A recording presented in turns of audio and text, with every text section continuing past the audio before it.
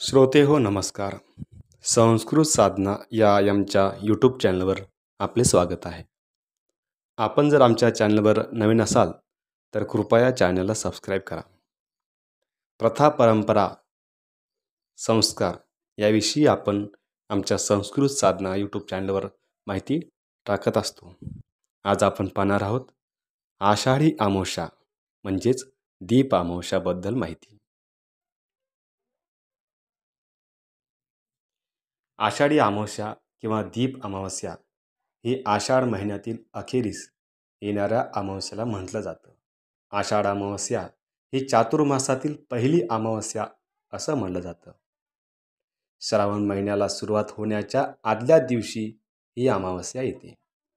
या अमावस्येला दीपपूजनाला अधिक महत्त्व प्राप्त झालं असून ते भाग्यकारक मानले जाते. या दिवशी स्नान, दान, पूजाविधीचे वेगवेगळे महत्त्व आहे. या अमावस्येला महाराष्ट्रामध्ये या अमावस्येला गटारी अमावस्या असं म्हणूनही ओळखतात. यावर्षी आषाढ अमावस्या आज साजरी केली जाणार आहे. यालाच दीप अमावस्या किंवा दिव्यांची पहाट असं म्हणतात. या दिवशी घरात दिवे लावले जातात आणि रांगोळी काढून पूजा केली जाते.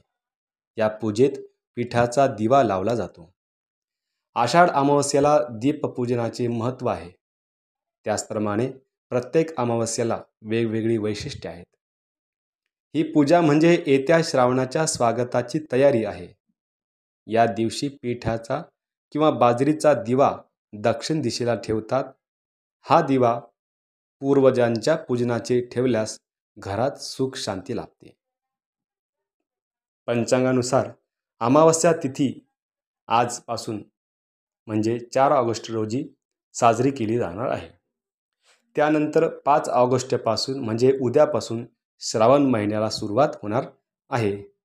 ही अमावस्या 3 ऑगस्ट रोजी दुपारी 3:50 सुरुवात झाली तर आज दुपारी 4:42 अमावस्या आहे. दीप अमावस्येच्या दिवशी घरात ठेवलेले दिवे स्वच्छ केले जातात. यानंतर एका पाटावर कापड पसरावा आणि त्यावर दिवे मांडण्यात यावे. तो तिळाच्या तेलाने किंवा तुपाने प्रज्वलित करावा.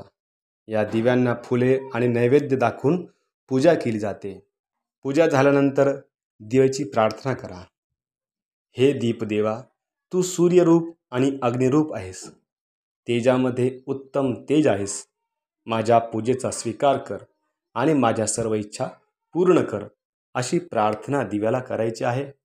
आपल्या अंतःकरणामध्ये प्रकाश पाडण्यासाठी प्रकाशाचं प्रतीक, अंधकाराचा नाश आणि प्रकाशाचं प्रतीक म्हणून या दिव्यांची पूजा केली जाते.